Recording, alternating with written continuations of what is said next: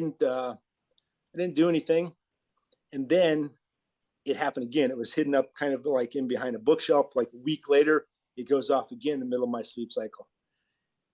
And I don't know who's done it yet, but there's 4 of us in this room. So I know it's not one of those 3 guys. So there's only probably 8 of us total in the house. So I'm like, okay, I got to narrow it down to 4 guys. And then it goes off a 3rd time. This time they got real creative and they put it up in a ventilation duct where they actually had to unscrew the grate in front of the vent, put it inside there, and then screw it back on. So I couldn't even get to it to turn it off. But now I had it narrowed down to 2 guys. And the good thing is these 2 guys lived in a separate part of the house where they had their own room and their own shared bathroom. So what I did is I took a can of like heavy industrial strength pepper spray, and I just sprayed it on the toilet seat. And then I just sprayed it on and then just kind of wiped it off, leaving a film on there. And the next day, a guy named Kyle Lamb, I don't think I've told this story publicly before, but so Kyle Lamb comes into my room, and I've only seen Kyle mad twice in my life, and he was furious. And he comes in, and I'm sound asleep, and he comes in and starts screaming at me, poking his finger in my chest, and he's like, "What did you put on the toilet paper?" And I'm like, "I don't know what you're talking about, man." He's like, "What did you put on?" And I'm like, I have no idea what you're talking about. Anyway, I guess he went out in the room where the other guys were. He dropped his pants, and his whole ass and back of his legs were bright red and just like burning because he didn't know what it was. Right. So that we had quite a laugh after that one. In fact, we still do. That was in 2004. Make sure to catch the full episode tonight at 9 p.m. Eastern on OutKick.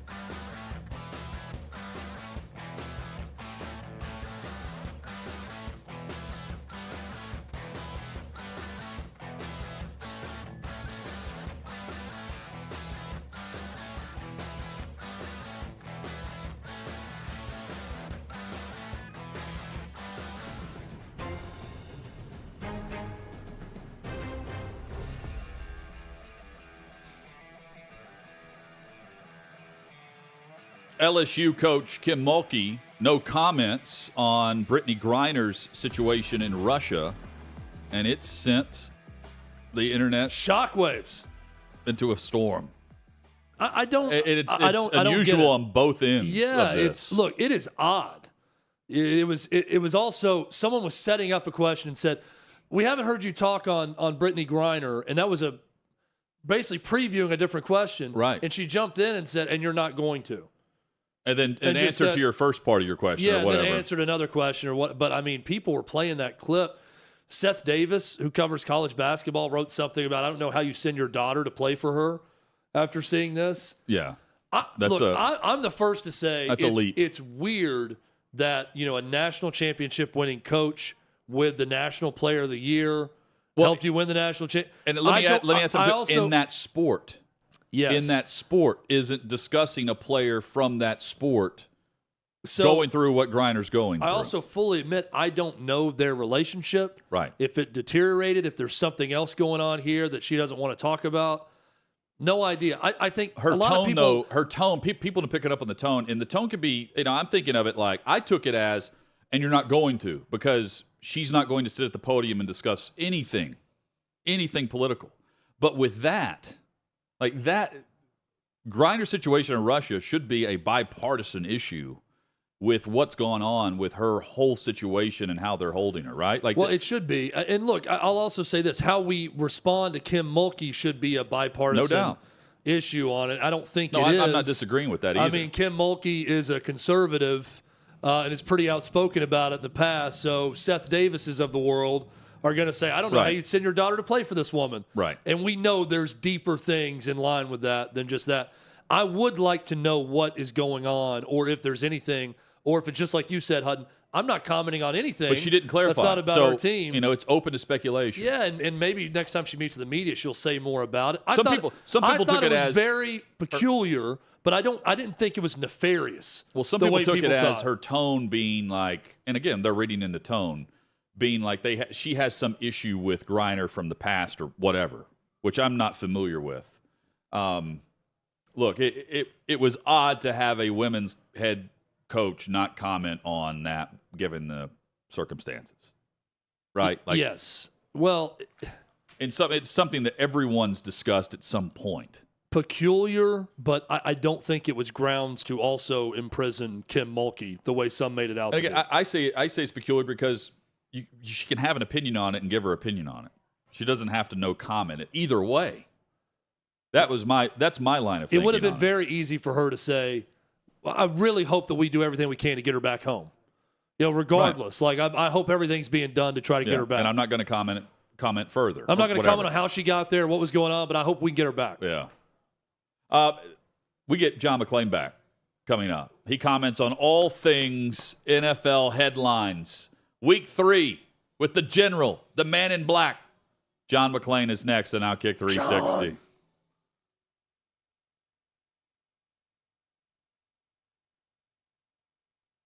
If you're looking for a place to bet on a game today or a futures wager, head to OutKick's Odds Finder. OutKick.com/odds. It's where you'll find spreads, totals, and moneyline odds for every upcoming game. I love it because it's super easy to navigate. Bookmark OutKick.com/odds and make OutKick bets a part of your daily sports betting routine. For bets decided by season-long results, head to OutKick's Futures Finder. OutKick.com/futures. Just select your state, place your bet. It's honestly that simple. And similar to the Futures Finder, the Prop Bet Finder allows you to search by player, team, or game for any sport. Check out the OutKick.com/props, and from there, click the Odds tab. You'll go directly to the sports book to place your bet. Boost your game day experience with OutKick Bets. OutKick.com/bet. Get the edge with OutKick Bets.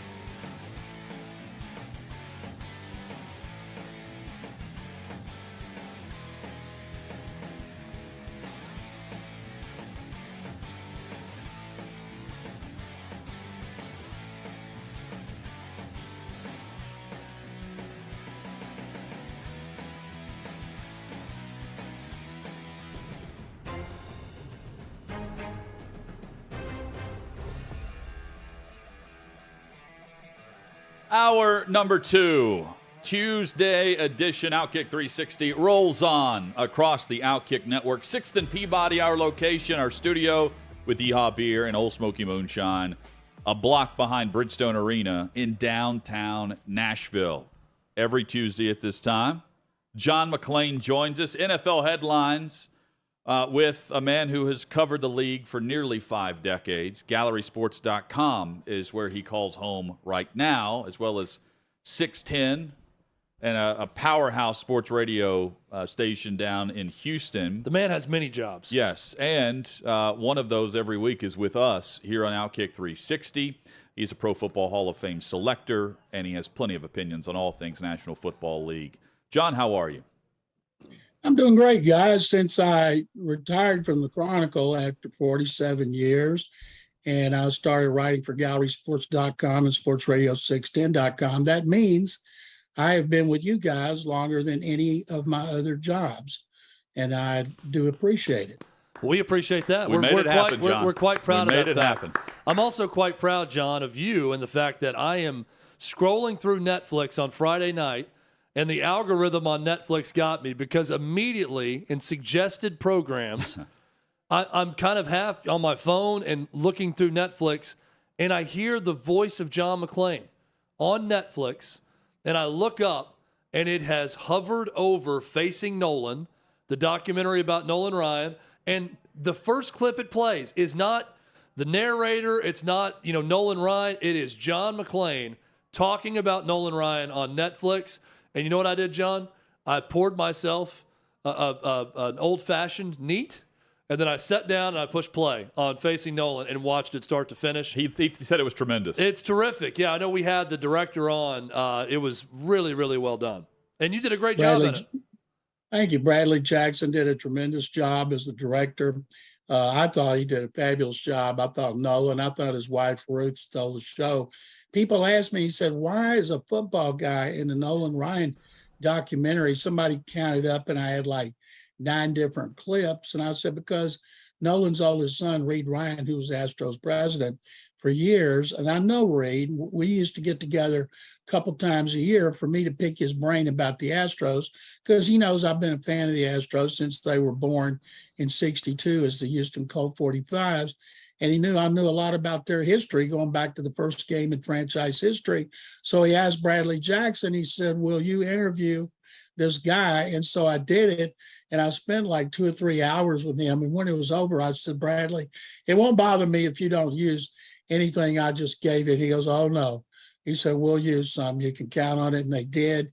And it was such a privilege because they have done a fabulous job. I would love to see when the Academy Award nominations come down for them to be included among the documentaries. John, while we're discussing this, do you still go up and film all of the, I know COVID maybe threw a wrench into some of this, go up at the NFL Combine, all the NFL films, documentaries and shows that they would film and shoot in Indy from, a decade or so ago?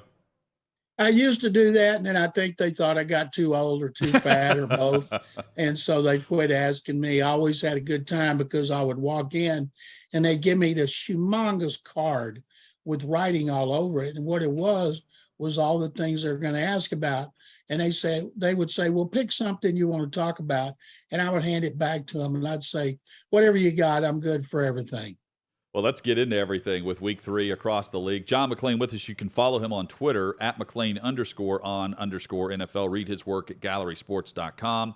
Dolphins and Eagles atop the AFC and the NFC.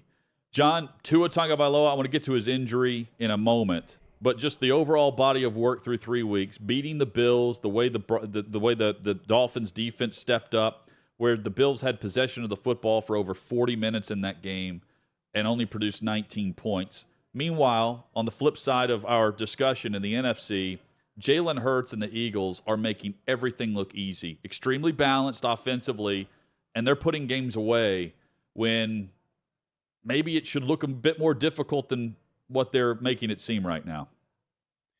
First of all, guys, I'm writing a column Thursday for GallerySports.com, which does not have a paywall. It's free. And I'm writing about, everybody's talking about what Tua Tagovailoa and Jalen Hurts have in common. They were both at Alabama.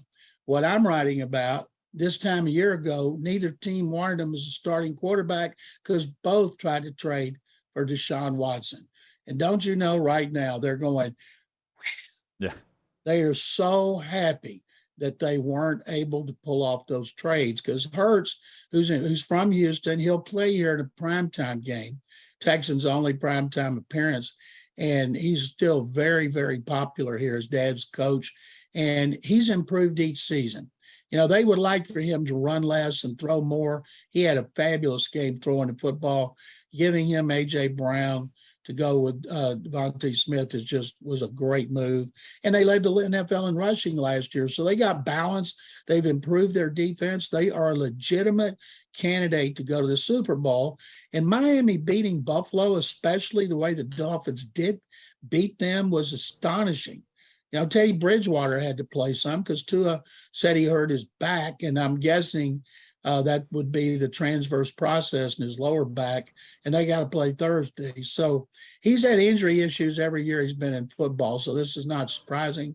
But it'd be too bad if he has to miss some time, because think about how relieved he is to put all those critics behind him, including his owner and his general manager. John, let's dive into Tagovailoa's injury, because the three of us know the process of concussion protocol, whereas the general public may not. And so perception for them is reality in some cases, where they see him woozy, he gets up, he's walking, he stumbles. I mean, it looks horrible. And he ends the half in the locker room but comes back out. The media during halftime is expecting to see Bridgewater start the second half, and here comes Tua. And then you have Rappaport tweet out, and I guess the team announced it at the game, that it was a back issue, that he had hurt himself on a quarterback sneak in the first quarter, didn't leave the game, and then it flared up and he had back tightness. And at that point, I did an eye roll. I'm like, are you kidding me? But knowing the concussion protocol and that it's not a team-paid physician, doctor, neurologist that's observing this, it is an independent neurologist that's flown into every NFL site each game day that would have to clear him. There's multiple guys at that game, not just one doctor. And knowing that everybody that would have to be in on that for him to clear concussion protocol, including Tua, that's why I say I believe the process here more than I do the optics, which look awful in this case. Well, first of all, as someone who's had back surgery, my back gave out on me several times and I collapsed. So I can certainly see that happened to Tua. I thought it was his head like everybody else. But once he explained it, as someone who's experienced it, I didn't think twice about it. I know a lot of people have had back surgery, and then when it goes out on you, you can crumble, you can fall to the left, fall to the right, and it's terrible pain. And now knowing what he's going through, he'll have to take painkillers, shots, of course, to be able to play. But the independent neurologist on the sideline, those guys, they're not associated with the team. They're not going to lie to help a team. No, and they're not. I don't want to speak for all of them. In my dealings with them, they're very non-social. Like the team paid guys on the sideline know your name and like they'll say hello to you. Those dudes don't even want you to speak to them, because they're just waiting on the call from up top to go assess someone in the blue tent or take them straight to the locker room. They take it very serious. That's my point here, and it would be very difficult to circumvent the rules. However, John, the fact that the NFLPA immediately after the game is looking into the process of this, that's also an eyebrow raise to me, because they also know the process. They've also signed off on this. And know what you have to go through in order to clear concussion protocol in game to be able to turn around and come back out for a second half. The NFLPA is going by what everybody went for, the way he staggered around like he was drunk on a Saturday night. Yeah. And then once they do their investigation and they get all the information, they'll understand what there was his back. And he may not be able to play Thursday night because of his back. People don't mess around with concussions anymore. And usually if a guy goes into the locker room for concussion protocol, they don't come back out and go right back on the field. they're out for at least the rest of that game and usually the following game. So once I heard the explanation, I never gave it another thought. My only question was, when would he be able to play? Because we're talking about a quarterback who's had an injury history going back to Alabama. Yeah, that's another great point. John, can you remember a moment like the one on Sunday with Chris Jones and the Chiefs where someone, it seemingly very calmly gets up after a hit on someone and says something and immediately gets flagged for whatever word was used or whatever was said? It wasn't like Chris Jones was belligerent or in the face of the quarterback or shoving him or anything. Whatever he said, though, got an immediate response from that official. What'd you make of that? I thought that whatever he said, and they did a pool report, and the referee wouldn't say what it was that he said. He just said it was, there's only one, depending on your style, you could put a hyphen in this or make it one word. There's one word that's sure to get you in trouble no matter where you are, and it starts with an M and it ends with an ER. Yes. Well, there's more words than that. There's a word that Kobe Bryant got in trouble for at one point, aimed towards an official. I mean, I think there's a number of words that could have been used. I like that Matt Ryan didn't out Chris Jones and say what it was, but Chris Jones's response to this, not just the official, to me, John, almost told me how accepting he was of it, that he doesn't want it out. Whatever he said, he's okay with just taking the blame, saying I can't put my team in that spot, and moving on. I would think it had to do with his mother. And his first comment was he didn't see that it was anything more egregious than any common trash talk, but he said that he hurt his team and he wouldn't do it again.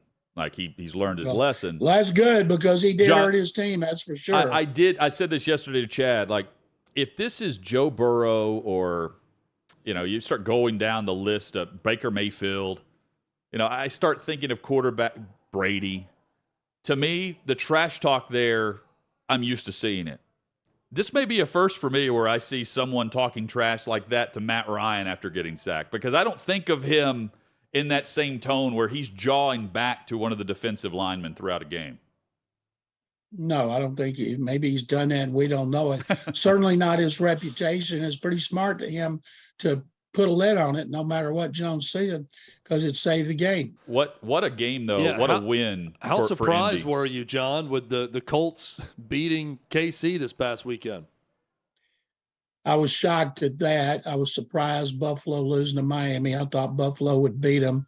And the one that blew me away more than that was Jacksonville winning at the Chargers, my Super Bowl team, beating them 38-10. And the Jaguars right now being in first place in the AFC South, that is mind-boggling. But beating up on the Chargers like that was just head-turning. Not just, like you said, not just beating them, whipping them on the road and beating that Chargers team that badly. And then Justin Herbert, clearly not at 100% with the rib cartilage injury out there late in the game, John. I didn't understand that from Staley. Nobody understands that. Brandon Staley afterward made it sound like it was Herbert's decision. Then when he talked to the media yesterday, oh, no, that was my decision. Well, if it had been his decision, he wouldn't have put him out there. It was ridiculous. And I don't care if your quarterback wanted to be with his friends. He said, hey, no, you're not going out there. We're beat. We're protecting you. I think his teammates would have understood, and they wouldn't have been thinking he's a quitter. So they're down their left tackle, and they don't have depth there at all. I know the Chargers have the Texans this week, John. You've got Herbert, who's taking the injection. They're down. Keenan Allen's been banged up. J.C. Jackson left that game. He was hurt to begin the season. There's a couple of other players that are banged up on their roster, too. And this is a franchise known for injuries, right? Like going back several head coaches, we see injuries across the Chargers locker room. Not a great sign in September where their quarterback is, barely able to grip a football during the week and needs the injection. That's going to last a while. And Jacksonville's taking full advantage of that. They're hitting on a lot of cylinders that they were not able to do a year ago. Chargers got no worries, and I'm writing a column for Gallery Sports for Wednesday on this. They should start Justin Herbert, never have him throw one pass, just run the ball against a god-awful worst run defense in the NFL. That would be the Texans, giving up 203 yards a game rushing after they allowed 201 to the Bears, and the Bears lost their leading rusher, David Montgomery, after 3 carries and 11 yards. It was such an embarrassment, and the Texans were 32nd against the run last year and 31st year before. This is 3 consecutive years. They have been pathetic. Nobody knows that better than the Titans and Derrick Henry. And it doesn't matter who the head coach is, who the defensive coordinator is. They change out the players. They can't stop the run. I think back 2018 when they only gave up 82 yards a game and won the division with 11-5 records. So if Brandon Staley comes in here and doesn't run the ball 50 times, he ought to be fired. John, I was watching that game on Red Zone. They would pop it on, and I know it was a game that lacked a ton of excitement because I know Chicago got out to a 10-0 lead. Texans came back, took a 14-10 lead, and then they started running the football at a high rate. But it wasn't. I'm watching it. It's not like there were like gaping holes. There were just missed tackles. Like I saw so much sloppy play defensively that it's one thing if guys are just running free. That was happening, but it was due to, in large part, missed tackles at the first and second level. Going into that game, Texas were last in the league in missed tackles, and their safety, Jonathan Owens, who's hoping to stay alive and marry Simone Biles, is the leading tackler in the NFL. That's a free safety. It shows you how far the running backs are getting, and he's getting obliterated because he's only about 200 pounds. And so it's amazing how bad their run defense is again.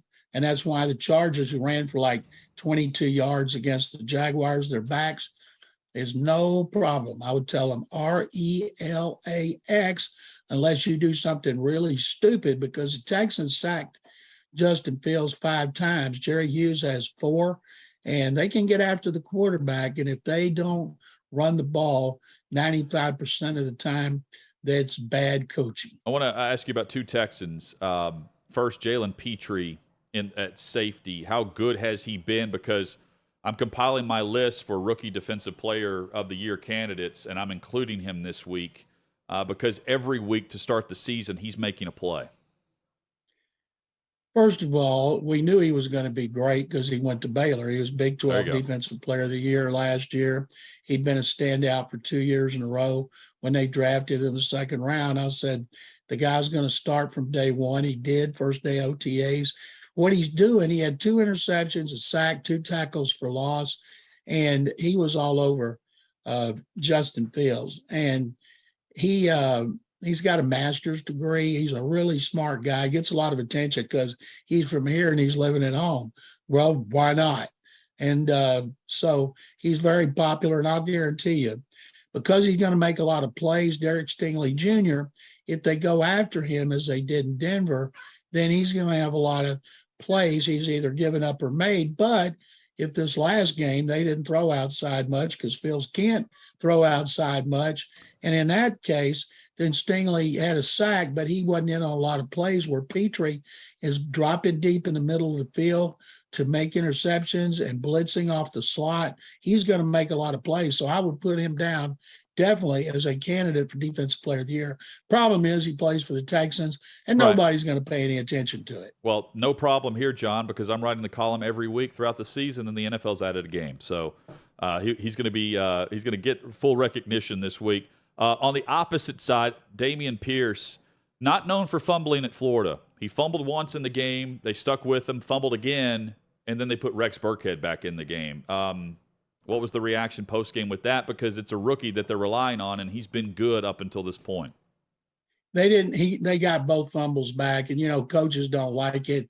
Pep Hamilton, the offensive coordinator, has this fascination with Rex Burkhead. I tell everybody, Pep must dream at night that Burkhead can actually run the ball and catch the ball and do something with it. He can catch it, but he always gets caught from behind. On the most important drive of the game, they had Pierce on the bench, and then they had Burkhead in the game, which was bad coaching. And then when they threw the interception that set up the Bears for the winning field goal, the ball was tipped at the line of scrimmage. Nothing you can do about that but he was trying to throw it to Rex Burkhead. This fascination just drives everybody in Houston crazy. And they have a third back, Gary Dumbawale, Dare Gumbawale. Mm-hmm. He needs to be their other back because they don't have one. They got killed by backup running backs the last two weeks. Khalil Herbert of the Bears, Devontae Williams of the Broncos, and the Texans have no backups. If they're smart, and I question that they are right now, they would make sure Dameon Pierce touches the ball 25 times a game as a runner and as a receiver, because even fumbling, he's better than Rex Burkhead. Coming up, the Bengals and Titans pick up their first wins of the season. We'll get John's take on both performances. Lamar Jackson's off to a phenomenal start. They went on the road against the Patriots, who will be without Mac Jones for the foreseeable future as the schedule now opens up going into October. We'll discuss what the offense might look like in New England without Mac Jones since they've drafted him. And we need to discuss the GOAT game, where Aaron Rodgers beats Brady 14-12 and helps on a defensive stop based on something that he claims he saw on the Jumbotron during a media timeout. We will get all of that and more, and we'll talk Cowboys. They win again last night with Cooper Rush. John McClain with us on OutKick 360. Hey, listen, if you missed my show, don't at me. I've got you covered. Take a look. Tua is number 5. Not only is Tua and the Dolphins, playing great, but this is a surprise to anybody. I don't care what you tell me. Tua is not first in passing. That would be Josh Allen in passing yards. He is second in passing yards. Now, if we said after 3 games, and 3's enough, if we said after 3 games, who would lead the league in passing? You all would say Josh Allen, Patrick Mahomes, Aaron Rodgers. Who would be second? You'd never say Tua. You would. So not only is Tua leading his team, obviously he has terrific wide receivers, but his numbers, and this is all based on statistics. These 5 guys are based on statistic surprises, okay? That's how I'm looking at this. And one of them is based on contract, betting on himself, Aaron Judge. But that's not Tua. You know, all of a sudden, Tua's got weapons, right? All of a sudden, it's like, wow, here we go. Tyreek Hill, what do you say? Jalen Waddle, whoa. And I'm telling you, and I'll keep telling you, outside in is the way the NFL needs to be built, not inside out like my beloved Colts. The Giants are 1-10 against the Cowboys. Now, there are certain rivalries that have died in the NFL. I feel like that rivalry hasn't died. How big a rivalry is that? It's big, but the Cowboys that was a rivalry to a lot of teams. Everybody hates Dallas. It's just not Giants. Everybody in the division hated him. When I was a Cardinal playing there, we hated them. So 9 to 11 Eastern time at OutKick.com. In case you missed my last episode, here's what you missed. This is Mark Houck. He is the founder of an organization called the King's Men, which promotes Christian virtues among men and is a well-known pro-life activist in the Philly area. Every Wednesday, he sidewalk counsels at Planned Parenthood in his city for hours. About a year ago, Mr. Houck was counseling outside of an abortion clinic when a pro-abortion protester threatened his son and yelled obscenities at him. Now, Houck pushed the man away from his son. He was never charged, and the man tried unsuccessfully to sue him. Is he passionate, pro-life, and unapologetic? Sure. Did he deserve to have 25 to 30 armed FBI agents raid his home at 7 a.m. as his kids and wife watched him be taken away in cuffs? Well, I'll let you be the judge. 25 to 30 armed FBI agents showed up at their house and pointed rifles at them as their kids started screaming. And apparently the news broke this morning that the DOJ brought the case before a grand jury. So they're going all in to indict this man. Despite his home state of California being a lawless and filthy mess, Complete with energy rations and rolling blackouts, its governor, greasy Gavin Newsom, decided to skip town and head to Austin, Texas over the weekend. He was a speaker at the Texas Tribune Festival. And yes, that is the same festival Crooked Hillary spoke at, where she likened Trump supporters to Nazis. But Gavin's speech was billed as a talk on what the nation's most populous state can teach the other 49, including Texas. You know, I know Austin is liberal, dirty, and weird, but not sure what the governor of a state that's hemorrhaging residents to Texas and 24 other red states can teach anyone about leadership, especially given the fact that California banned state travel to Texas over the state's abortion policies, but yet Gavin went to Texas himself. Tune in tomorrow at 7 p.m. Eastern on OutKick.com, where I'll be joined by the man who is suing American Express for discriminating against white employees. You won't want to miss this.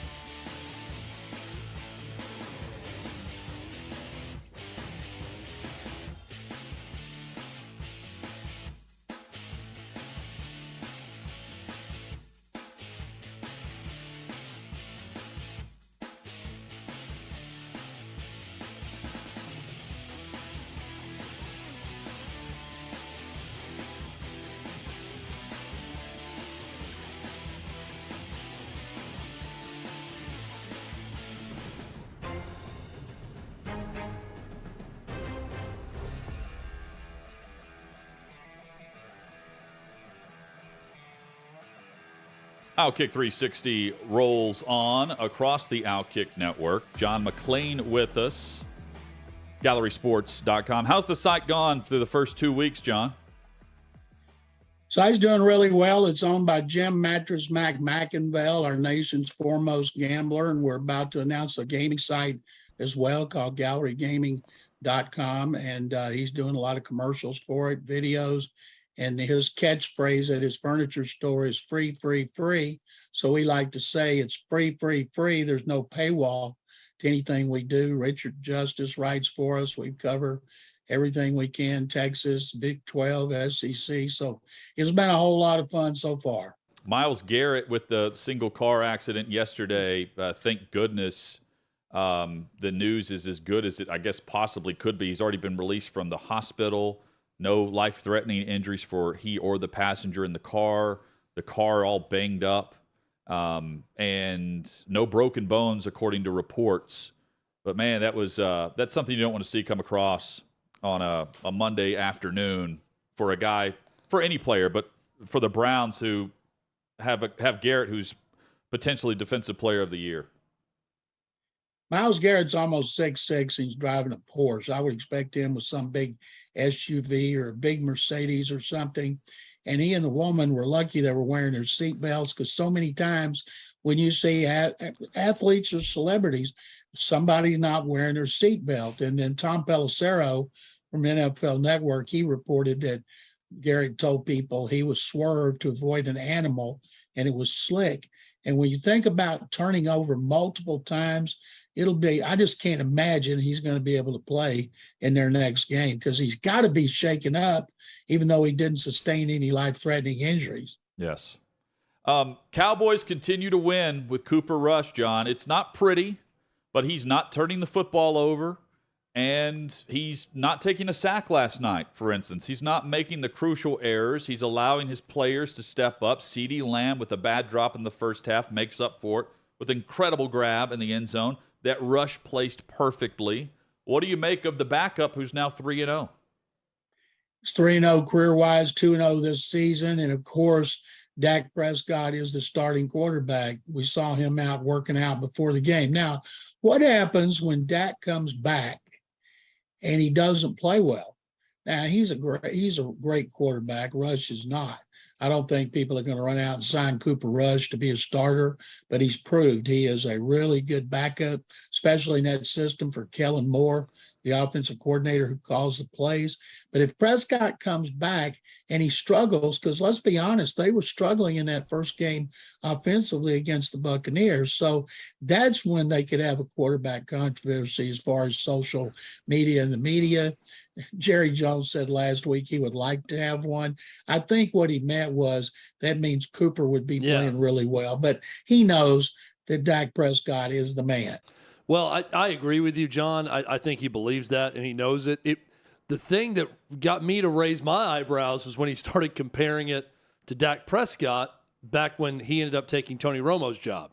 When Tony Romo was injured, he said, well, he didn't expect Dak Prescott to play so well and to win the starting job at that time either. And I'm thinking, man, I don't know if I would say all of that right now. You know, this was after the one game with Cooper Rush, but he was immediately, his mind was reverting back to, well, I'm never going to say never because we thought Tony Romo would be the guy, and then it was Dak Prescott. So maybe it's going to end up being Cooper Rush.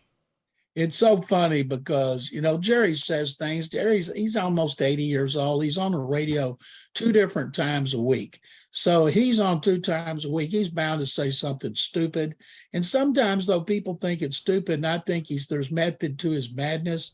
And the fact is he loves Dak. But somebody even wrote into it that when Dak was a starter, he called him Dak.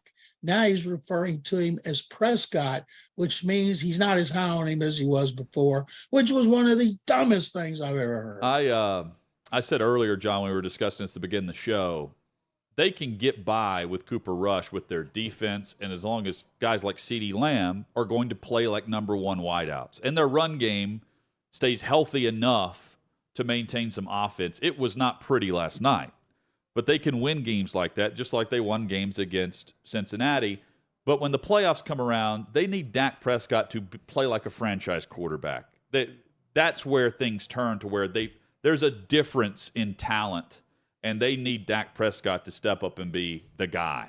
Cooper Rush isn't a guy that's getting them to a Super Bowl. Which Prescott did not do in a playoff game last year that eliminated them.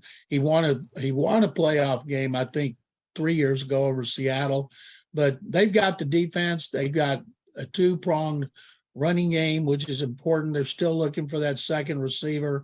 They got young tight ends coming in. They got 60-year-old Jason Peters at left guard, and then they got their rookie Tyler Smith at left tackle. So I don't think right now they're as good as the Eagles, but if the Eagles have a key injury or two, Cowboys could catch them. Hurricane Ida is going to play a factor this week. Tampa Bay's hosting Kansas City. As of right now, that game's still on in Tampa, at least last I checked, John. But I know Tampa's out of there to go practice at the Dolphins facility this week. So we'll see. But the sports in general are going to be in flux, especially in the path of that storm. The NFL could move it to another city. We've seen that before. I was involved twice during hurricanes that the Texans and the Oilers got moved playing home games at the visiting site, which was just preposterous. But yes, they could move it anywhere. There's supposed to be a lot of power out in Tampa. And let's face it, I can't imagine all those people that would attend a football game. A lot of them haven't left the area. So it could be moved. It's good that they were able to go down and work at the Dolphins facility. And it's so up in the air. They were honoring Bruce Arians at halftime of the game. They've delayed that to another game because they're not sure if they're going to be there, and they don't want to be there and do it with half the stadium empty. Yeah, and he's there every game. Not on the sideline anymore, though. This time he'll get to come down the sideline to get his award at halftime. Texans are at home this week, right? So the NRG's not available. No, they play the Chargers, and they could come. Anybody can come here. They got a great indoor facility. You can work out at different hours, but no, they would have to go to.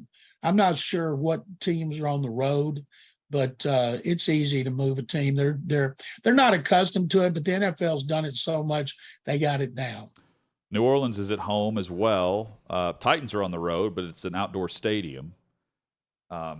Normally, someone's always playing in Los Angeles. Are the Raiders back home this week? Let me quickly look. Yes, the Raiders are hosting the Broncos. So I'm just thinking about all the domes around the league. And Got to where get teams some people into those would domes end possibly. Raiders are 0-3, John, and I'm watching this team warm up, and I see the Titans and the players that they're down on Sunday. 0-2 against 0-2, and I tweeted out, the Raiders have no business getting back on that flight 0-3. Titans are down their top two pass rushers. Their receivers, I mean, their two leading receivers right now are tied with 8 catches through 3 games. And Lawan's out. They've got a mess on an offensive. I mean, again, like when you start looking at the Raiders offense with Carr and Adams and Waller and Josh Jacobs, who didn't even travel with the team but flew into Nashville and played, they should have a win. That's a really terrible loss for the Raiders, who, other than I'm thinking of the Titans win against them. I believe every other team that's won against them to send them to 0-3 have at least 2 losses right now. Am I correct in thinking that? Chargers, Cardinals, yep. Yes. They've lost by 13 points, 3 games, and also that loss they had to the Cardinals was unbelievable at the end because of Kyler Murray. This is an example about Mike Vrabel's a hell of a lot better coach than Josh McDaniels. Josh McDaniels has 1 victory as a head coach. I think he's like 1-12 or 1-13, but that's the lot that Mark Davis, the owner, cast. And they got too much talent to continue losing. But right now, waiver claims revert to this year's records. They got the first one. Texans have the second one. And if the draft were this week, the Raiders would have the first pick. I said Hurricane Ida. I didn't want to insult Ian. My bad. Yeah, Hurricane Ian. Hurricane Ida was like 2005, I want to say. No, that was Katrina. But there were 2 that year, I believe. We'll go back. We'll go back and John's the expert here.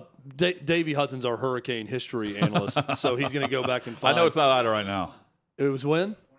2021. It's 16 years off. Very close. Last year. Our meteorologist, Davey Hudson, had that information for us. John, I'm watching the Lions and Vikings, watching highlights from that game, and I see a golden opportunity that slipped away from the Lions in that one to get a huge win against Minnesota in that division. Everyone pulling for the Lions after watching Hard Knocks. Everybody likes Dan Campbell. They like that story. To see this franchise, it's never been any good, finally do something. I think that was a big-time opportunity they let get away on Sunday. And he goes in after the game. When they ask him about it, he's almost crying. It's my fault. I shouldn't have tried the field goal. I should have gone for it on 4th down. My question is, why didn't you just punt it deep in Minnesota territory instead of going for it on 4th and I think it was 4th and 4? But the fact that he's so human, he lets his emotions come out. Even though the fans were upset that they blew the game they could have won, I think they felt sorry. When somebody comes in and apologizes and takes all the blame immediately, it takes all the steam out of the negativity. Well, now they're going to be out. It sounds like they're without DeAndre Swift. They're going to rest him, shoulder issue. They have a bye week coming up in 2 weeks, and they're trying to parlay that into the upcoming games, and he's been phenomenal for their offense to begin. John, Mac Jones, high ankle sprain, out. We don't know the duration of this, but we know high ankle sprain. It's not easy to come back from within like a month time frame. What do you make of the Patriots? And while we'll tie that in, Lamar Jackson again put on a show at quarterback against that Patriots defense. He did. At one point, I think he was averaging 9 yards per attempt and 9 yards rushing. And if you had to do an MVP right now, considering how well he's played, it would probably be him. But we got so many more games to go. It's a great start. It is a tremendous start. People like, oh, he's going to get a lot of money. Well, if he continues to use Deshaun Watson's guarantee as his benchmark, it's going to be hard. But if he could settle for a paltry $175 million, like Russell Wilson did, I'm pretty sure he would get it. But he's not going anywhere. They'll franchise him for 2 more years. He's only 25 years old. He started when he was 21. And I think it's great, like him and Aaron Judge. Judge turned down big money, bet on himself. Now he's going to get even bigger money. And Lamar Jackson may get an even bigger offer from the Ravens. There's no way they're going to let him get away. As far as Mac Jones, he had a terrible game. He was at no touchdowns, 3 interceptions. He's not playing real well. Now they got Brian Hoyer. Brian Hoyer's been with them 3 times. He's been with the Texans 1 time. He is a good backup, not a starter.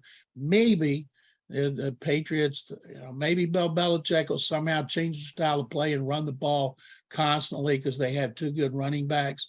But it's bleak for them. They're not going to finish in last place behind the Jets, but they're doomed for 3rd.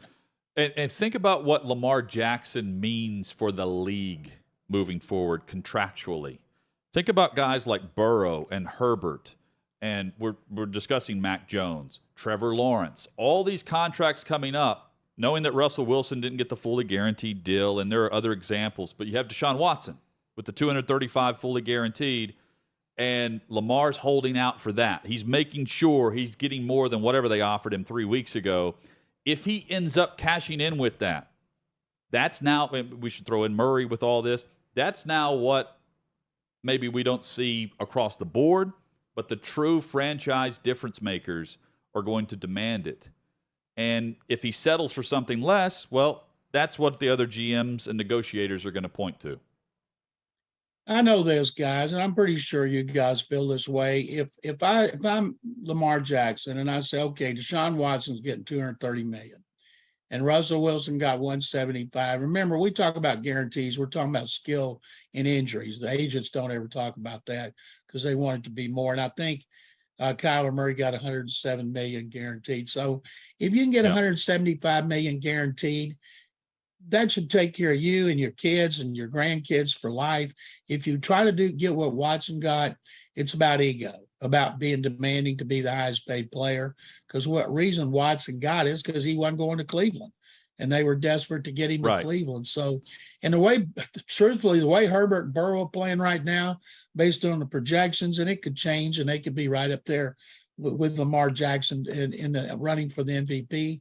But both those guys are not playing the way we thought they would going into the season. And they don't have to do anything with them after this season. But the sooner you get it done, the cheaper it's going to be.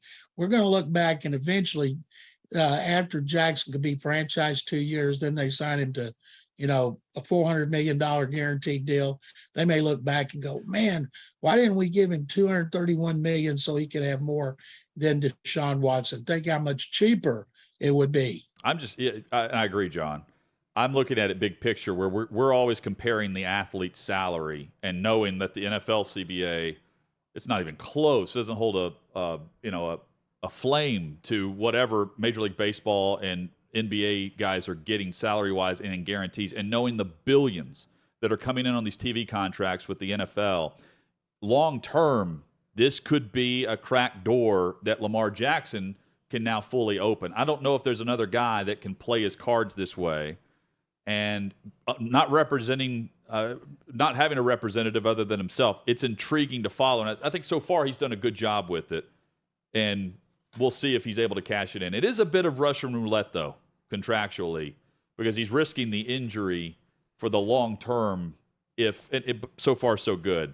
Help me with this. What did Aaron Rodgers see on the Jumbotron at Raymond James Stadium? He told Tom Rinaldi that whatever he saw on the Jumbotron from the Bucs sideline, he went and gave a word to the defense on that 2-point conversion try. I'll tell you what it is. That crap he drank or inhaled or snorted, whatever the hell he did with it, helped him read lips and take his presence across the field into the other sideline. He floated. It was a fever dream from months ago, and he saw exactly what was going to happen. I saw this in a vision. This is the play that will be run on the 2-point conversion, and he foretold the future. I'm intrigued by it. Because Todd Bowles is answering questions about it. He's having conversations with his game day crew about this. That is so funny. Yeah, reading lips, and he said whatever they saw, he said he saw it earlier in the game, and then they were doing it again on the Jumbotron, and he passed it on to those that needed to know, and they end up winning the game by 2. Bucs are really good on defense, John. They're awful offensively, and their skill position players are lacking a lot in that area. They get Mike Evans back this week, though. Considering what they had at wide receiver, the Packers have better receivers. The Packers receivers are not very good. It's like you had two race cars in that game, but then you brought in two people never driven to drive them. And because it was such a disappointment to see throwback football, and I'm sure, we know Rodgers will play better. Brady, with everything he's got going on, he's not playing real well right now. Yeah, he's not practicing tomorrow. He's not practicing on Wednesdays. Final thing, John, I'm not sure. You may have heard our conversation briefly right before you joined the start of the hour on Ken Mulkey and the no commenting on Brittany Griner. You know that situation far better there in Texas. What do you make of that, and what do you make of everyone reading into it one way or the other? Well, I'll tell you, there's no reason to read into it. It's when they were at Baylor, this was well documented after Griner left Baylor. She won one national championship. She was so good that teams were great. They should have won 2 or 3. But she wanted to be able to come out and say she was gay, and Mulkey wouldn't let her. And she also had a lot of tattoos, and Mulkey made her wear an undershirt with sleeves to cover up her tattoos. And then after she was done, she talked about it, and she wrote a book about it. And she basically embarrassed Mulkey. And now that Mulkey's at LSU, she's obviously holding it against her, because the woman who replaced her, Nikki Collins, she's been tweeting about it like crazy about Griner. Baylor's been doing a bunch of stuff about Griner, individuals, not the school. But Mulkey's never been one to be politically correct. And she's smart. She knows if she had said stuff on Griner's behalf, she wouldn't be getting blasted like this. But after watching her for 20 years, she didn't give a rat's what people think about her, and she doesn't care what they write or broadcast about her. It would have been very easy for her to take the high road and say really nice things about a woman, a player who helped her win one of her 3 national championships. John McClain with us every week, giving great perspective. John, thank you as always. Enjoying the work at GallerySports.com. Guys, it's my pleasure. Thank you very much, and I hope you have a great rest of the week. Thanks, Same John. to you, John. There he is, John McClain. McClain _on_NFL. Peyton Manning is coaching the AFC for the flag football Pro Bowl, and he's begging Eli to join him. Let's talk. Let's chat. Let's chat. Doing about away some of with the those. Pro Bowl, Let's, as we go into this discussion, wasn't it already a flag football game? This is OutKick 360. Hey, this is David Hookstead, host of American Joyride. On our latest episode, I sat down with Army veteran and former operator Jesse Betcher to hear stories about his time in the service just like this. This is one of my favorite questions. I love asking, what's the funniest thing you ever saw while deployed? Oh, man. There's some funny things. So people, I don't know, they think combat is all like, killing and blood and guts or whatever. Man, I laughed every day overseas. We got into a couple, I can't think of the funniest thing, but something that just comes into my mind. It was a couple little pranks. And I'm not a big prank kind of guy. Me either.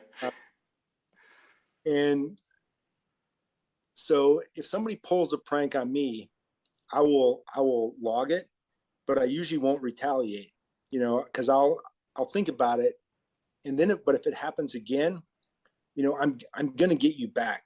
If you pull a prank on me, I'm going to get you back like so much worse than you got me. And my kids know that. So there's no pranking that goes on in this house because my kids are well aware that they want, as an example. So we, over in Iraq one time, those old alarm clocks with 2 bells on top and the big dinger in the top? Yeah. So there was one of those in our safe house. I don't know where it came from, but it was an electric one, so you didn't hear the ticking noise. So it was silent but it still had the big dinger with the bells on top. Anyway, so we're, like I said, we do stuff at night. So in the daytime, we sleep.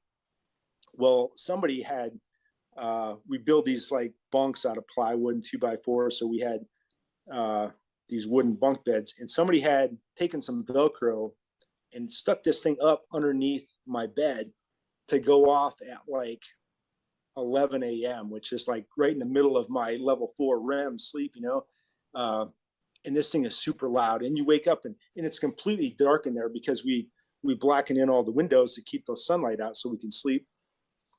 So I wake up and this thing's going off and I can't find it because it's Velcroed up under the bed. And I didn't I didn't do anything. And then it happened again. It was hidden up kind of like in behind a bookshelf. Like a week later, it goes off again in the middle of my sleep cycle. And I don't know who's done it yet, but there's 4 of us in this room. So I know it's not one of those 3 guys. So there's only probably 8 of us total in the house. So I'm like, okay, I got to narrow it down to 4 guys. And then it goes off a 3rd time. This time they got real creative and they put it up in a ventilation duct where they actually had to unscrew the grate in front of the vent, put it inside there, and then screw it back on. So I couldn't even get to it to turn it off.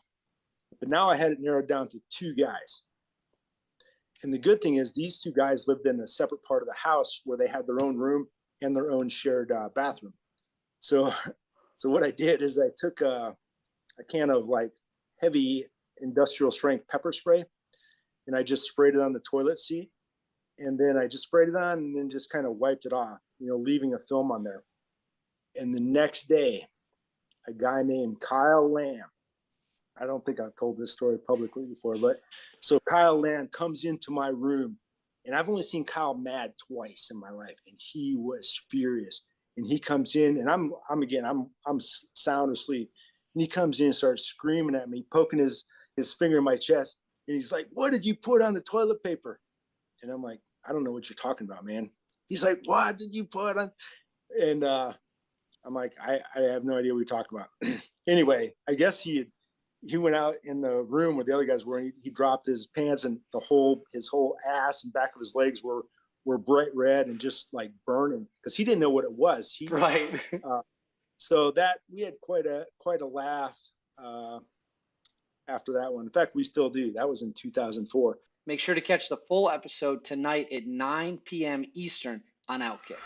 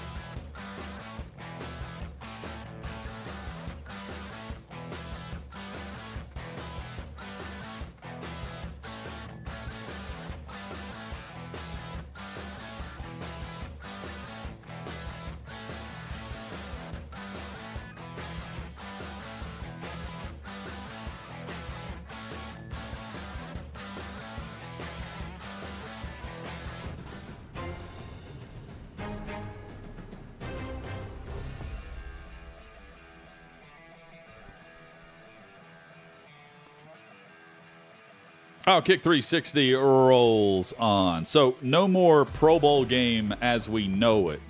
That's a great thing because the game itself was not football. I mean, it was football, but not football. It was close to flag football, really. Chad, I'm curious. It was faux football. Yeah. No matter the NFL can produce mega ratings for an event that doesn't even include the ball you have to play the sport with, which is the NFL draft. So they will have people watching this.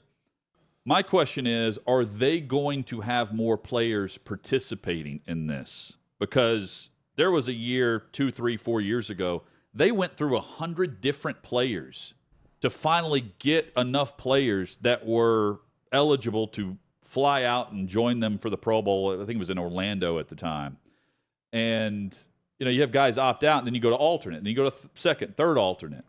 You got, Mac Jones playing in the Pro Bowl last year, for instance. Well, are they going to have more of the original group participating due to other than due to factors of injury? So, two things. One, I'm going to watch this as much as I watch the other Pro Bowl, which is 0. Yeah. So I don't care about either one. But that's fair too. So I don't care because it doesn't matter to me because I'm not going to watch either way. My big question is, do you still get the same Pro Bowl bonuses put into your contract for everything else? Yeah. The same way? Then I just see this as a win for the NFL and the players more than anything else. Yeah, I mean, you get I think now 50... we get to go play a funny flag football game that's going to be coached by a joking Peyton Manning, and then get the same bonus. To show up, and you're getting bonus, but to show up, if you lose the game, I think you're getting between 25 and 30 grand.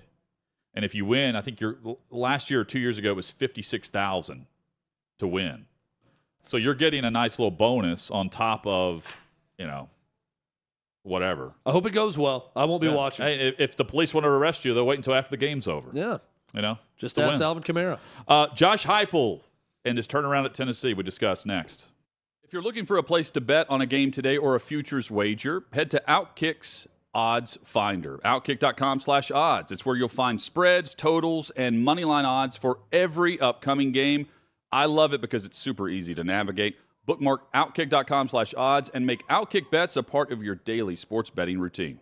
For bets decided by season-long results, head to OutKick's Futures Finder. OutKick.com/futures. Just select your state, place your bet. It's honestly that simple. And similar to the Futures Finder, the Prop Bet Finder allows you to search by player, team, or game for any sport. Check out the OutKick.com/props, and from there, click the Odds tab. You'll go directly to the sports book to place your bet. Boost your game day experience with OutKick Bets. OutKick.com/bet. Get the edge with OutKick Bets.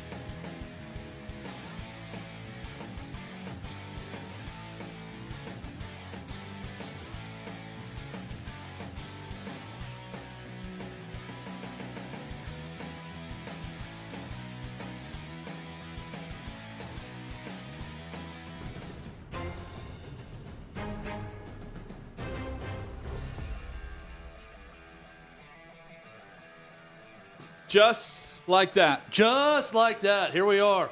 Final hour is here. Tuesday Last edition. hour of the show. If you are finishing up at work, we're going to make the hour fly by for you. If you're on your way home, it's going to fly by as well. We're going to get you up to date on all the headlines out there. Plus, Stephanie Otey joins us. Coming up in about 20 minutes, we'll discuss college football openings across the college landscape right now, who may be in line to land some of these jobs based on coaching circles that she's talked with. And she was also in Knoxville for Tennessee and Florida. And we'll get her take on Ohio State. She covered the Buckeyes for years on their outlook, and among the teams on their schedule other than Michigan, could Penn State or Minnesota in a championship-like setting get them? Maybe not. Who's better, Penn State or Minnesota? We'll ask Stephanie. That's coming up in 20 minutes. Chad, Josh Heupel has Tennessee pretty good, in the top 10, and the offense is rolling. You showed me a graphic earlier through Fox and Fox Sports. Then right now, among the touchdowns scored, they're second in the country offensively. Yes, as I try to stop a sneeze, as you did about the same time yesterday. I did. Right yes. now. I'm swallowing it whole right now. So it was North Carolina fourth. It was Ohio State first, Tennessee second, Kansas I want to say third, North Carolina 4, if I'm remembering the graphic correctly. I mean, some of the stats for Tennessee offensively is just put this unreal. in perspective. Like all of us watched North Carolina. I say all of us kept up with North Carolina Appalachian State. Chad and I definitely did, and watched this game. But knowing the pace and the points scored in that game and the touchdowns, and Carolina, Carolina would be an obvious guess if you said name the top 5 scoring offenses right now, just based on that game. Yeah. To know that Tennessee's ahead of them, they're scoring in packs and bunches, but I wouldn't have said, at their guaranteed top 5, because I would be racking my brain thinking, okay, where's the trick? Ohio State, Tennessee, pretty obvious though when you start looking game by game, very consistent. Kansas though. Kansas is their offense is incredible, and their yardage totals are through the roof also, much like Tennessee's. In not just offense, specifically at quarterback, that's where Josh Heupel cut his teeth. Quarterback development, coaching quarterbacks, going back to his time at Oklahoma under Bob Stoops. Hendon Hooker, 8th nationally in passing efficiency, 5th in total offense. Keep in mind, too, his 2 biggest games, yardage-wise, everything came against Pitt and Florida, the 2 legit teams on the schedule so far. 22 for 28, 349, 2 touchdowns, 112 on the ground on Saturday. But specifically Josh Heupel, the way he coaches quarterbacks and can develop them, and his offensive system is so quarterback-friendly. I think a great example of that was, by the way, the numbers are tremendous on Saturday ratings-wise for that game. Over 1 million more people watched Tennessee, Florida on Saturday than any other college football game on Saturday over the weekend, up 34% from a year ago, year to year on CBS in that same window. And the year before, I believe, was A&M Arkansas the season before. So 34% is a big jump. America was watching this game on Saturday. It was the game of the weekend, and Josh Heupel delivered. Great illustration of how quarterback-friendly this offense is. The touchdown right before the end of the first half. Hendon Hooker rolls right, and it is a clear 1-2 option play. You were rolling right with 11 seconds left in the half. It was, I think, second down at this point, maybe third, but I think second. He has Brew McCoy coming from the opposite side of the field.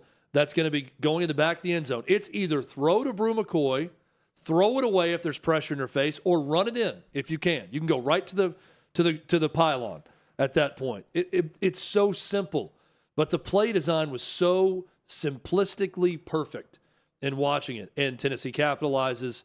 Touchdown to Brew McCoy.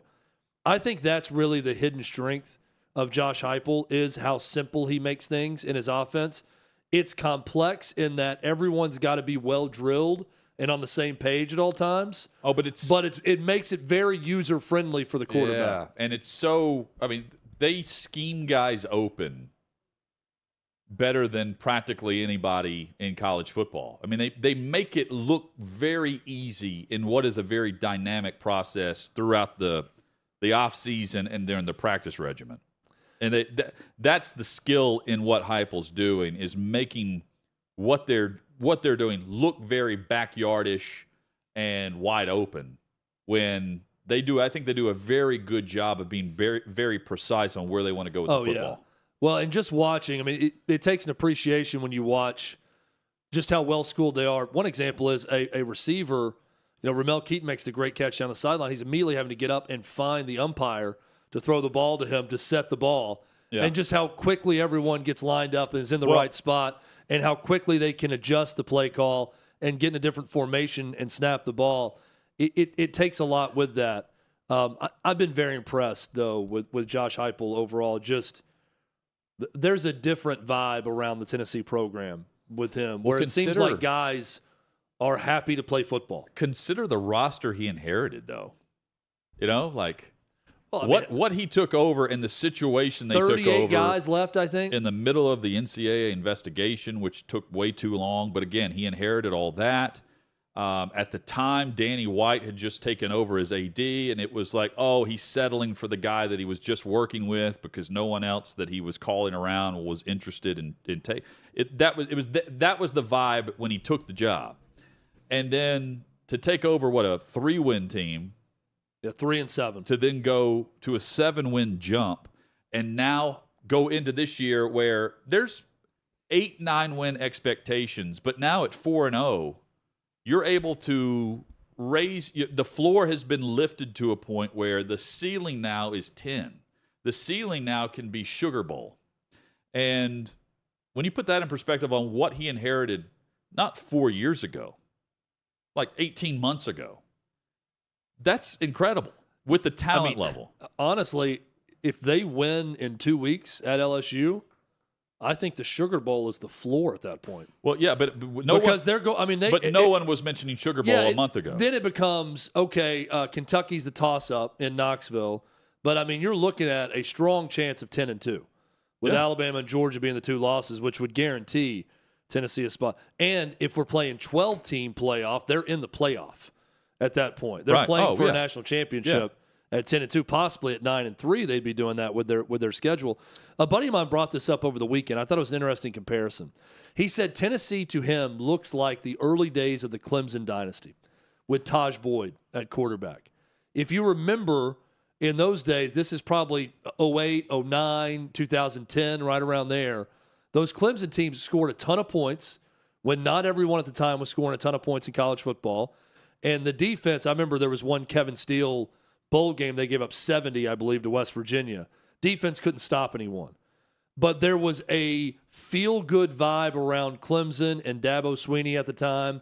They were landing players, and it felt like a team on the rise. Now, could Tennessee become Clemson from a national power standpoint? It's much more difficult because they're not in a weakened ACC. Clemson took full advantage of Florida State going down. They took advantage of their circumstances. Tennessee's going to have to play Georgia and Alabama every year, and they're going nowhere.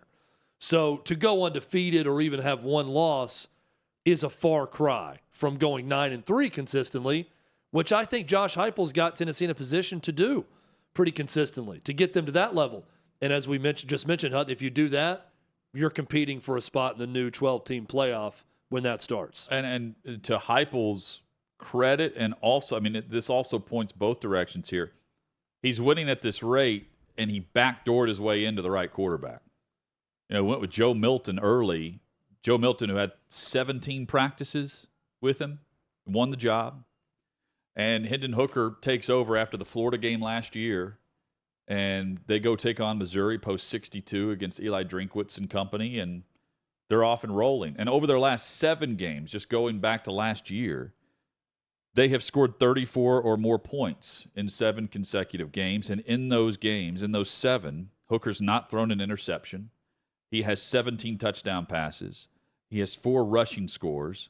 And again, no turnovers, a 70% completion percentage. And if you want to go just in total on what he's done through 17 games, 38 touchdown passes, 3 picks. He's got his quarterback in rhythm. Speaking of Heupel, he can trust him. And now they can layer receivers with Tillman being out, it almost helps them add an additional piece with an opportunity for a guy to step up because Heupel's good enough to put those dudes in really opportunistic situations. For instance, a guy's got to go make a play. But Ramel Keaton's play, does that happen if Tillman's playing and they're also spreading it around to Brew McCoy and they're posting these numbers and you've got Jalen Hyatt who's also getting his this year? Now they've got another piece that what can they build on off of what we saw from Keaton, who's been good to start the year, moving forward now into October. I'm intrigued by how last year it was a 3-pack, right? It was a group of 3. Can they get to 5? Can they have 5 receivers that rotate in? Right now they've got that. Yeah, I mean, when you break it down, I like to look at seasons in thirds. So the first third of the season was this first 4-game stretch with 2 real tests, at Pitt, Florida at home. They aced that test. Yep. Okay, they're 4-0. So they're in the top 10. So they ace test number 1. Now they get a weird stretch where it's at LSU after a bye, then it's Bama at home, then it's UT Martin, then it's Kentucky. There's one sure win coming up in October, and that is UT Martin for homecoming later in the month of October. 3 other games that are either a toss-up type game, we'll see when the lines come out, or a game that you're going to be a pretty substantial underdog, I would think, in. So this is the next test now for Josh Heupel. He's passed everything so far with flying colors. It's funny you bring up he backdoored his way into Hendon Hooker. That's the one thing that just looks weird now when you see how good Hooker is. Yeah. But I give him a pass only because he said, we weren't seeing this in practice. You know, there's the stories now, even Hooker says it, where he wasn't as confident. He wasn't letting it rip in practice. Then they saw him play a pickup basketball game, and his quarterback coach said, hey, play like that. Like, go out there and have fun, and let's see you let it rip and see what happens. And once he started playing with that confidence, he was a different player. It took that. It took Joe Milton getting hurt. It took Joe Milton not hitting wide open receivers for all these things to come together for a perfect storm. But now Hendon Hooker, go watch him when he was at Virginia Tech, and he was just more of a runner. Light years better. I mean, amazing coaching job at Tennessee compared to Virginia Tech and the coaching he got there when you look at his production right now. It's incredible to watch. In their games this season, 15 passing plays of 28 or more yards, chunk yardage where they can make you pay. Hooker, 36 passing plays of 30 yards or more through 4 games, or through his 17 games.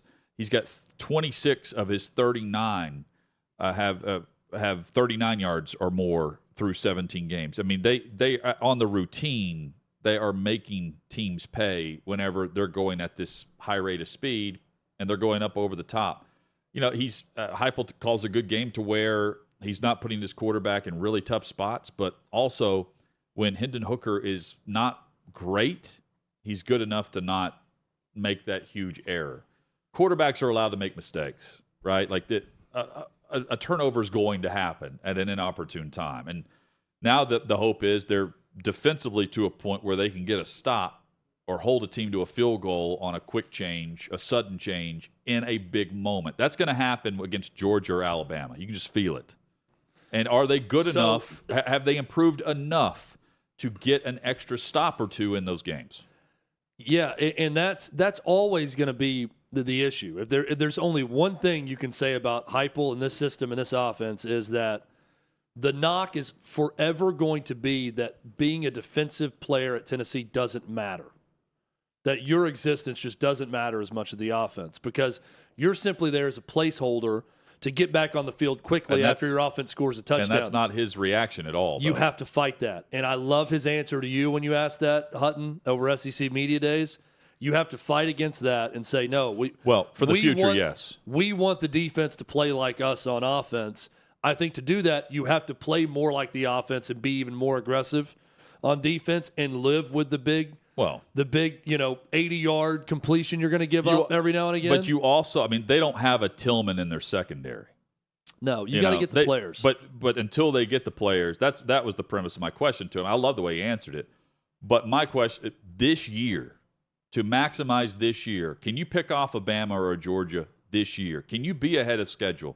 Can you be the Bengals of last year, where it felt like they were a year ahead of where they should be in their progression with a new system, new play caller, young wide receivers, a young quarterback.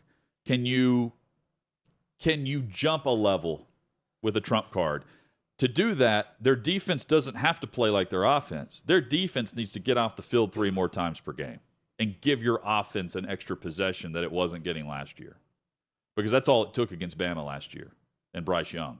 1 turnover on downs. Yeah. And it was over because Bama doubled up the score, and then Tennessee couldn't match them because their defense wasn't going to stop them. To do that for this year's Tennessee team, you're going to need, first off, you need to recruit more of these guys. They're going to need Byron Young and Tyler Barron combined to play like one Will Anderson in a game. Yeah. I mean, they're going to have to impact a game in that way to where they're going to create a couple turnovers.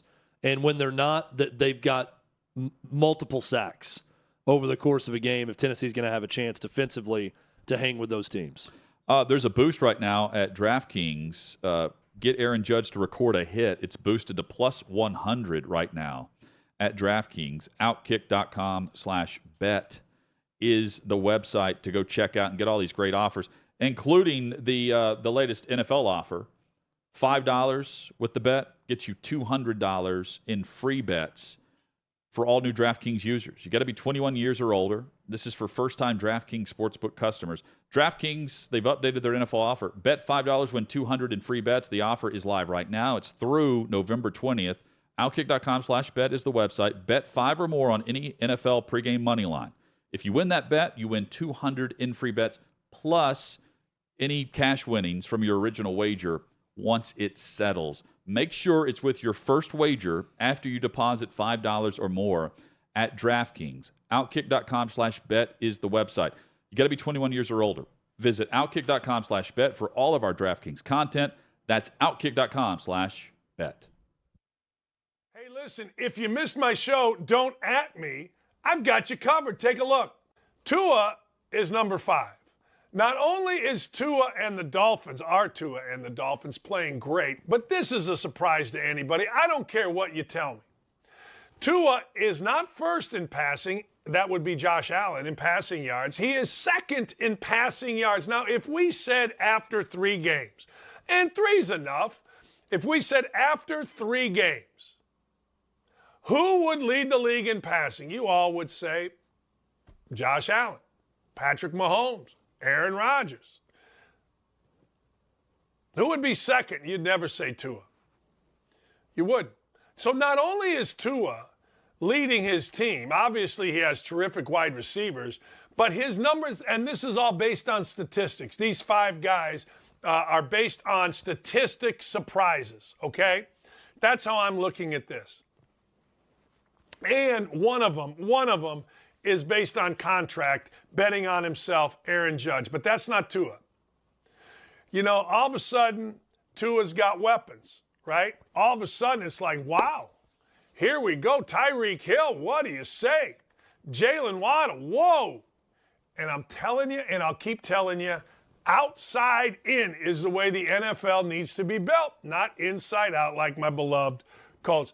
The Giants are 1-10 against the Cowboys. Now, there are certain rivalries that have died in the NFL. I feel like that rivalry hasn't died. How big a rivalry is that? It's big, but the Cowboys that was a rivalry to a lot of teams. Everybody hates Dallas. It's just not Giants. Everybody in our division hated them. When I was a Cardinal playing there, we hated them. So 9 to 11 Eastern time at OutKick.com. In case you missed my last episode, here's what you missed. This is Mark Houck. He is the founder of an organization called the King's Men, which promotes Christian virtues among men and is a well-known pro-life activist in the Philly area. Every Wednesday, he sidewalk counsels at Planned Parenthood in his city for hours. About a year ago, Mr. Houck was counseling outside of an abortion clinic when a pro-abortion protester threatened his son and yelled obscenities at him. Now, Houck pushed the man away from his son. He was never charged, and the man tried unsuccessfully to sue him. Is he passionate, pro-life, and unapologetic? Sure. Did he deserve to have 25 to 30 armed FBI agents raid his home at 7 a.m. as his kids and wife watched him be taken away in cuffs? Well, I'll let you be the judge. 25 to 30 armed FBI agents showed up at their house and pointed rifles at them as their kids started screaming. And apparently the news broke this morning that the DOJ brought the case before a grand jury. So they're going all in to indict this man. Despite his home state of California being a lawless and filthy mess, complete with energy rations and rolling blackouts, its governor, greasy Gavin Newsom, decided to skip town and head to Austin, Texas over the weekend. He was a speaker at the Texas Tribune Festival. And yes, that is the same festival Crooked Hillary spoke at, where she likened Trump supporters to Nazis. But Gavin's speech was billed as a talk on what the nation's most populous state can teach the other 49, including Texas. You know, I know Austin is liberal, dirty, and weird, but not sure what the governor of a state that's hemorrhaging residents to Texas and 24 other red states can teach anyone about leadership. Especially given the fact that California banned state travel to Texas over the state's abortion policies, but yet Gavin went to Texas himself. Tune in tomorrow at 7 p.m. Eastern on OutKick.com, where I'll be joined by the man who is suing American Express for discriminating against white employees. You won't want to miss this.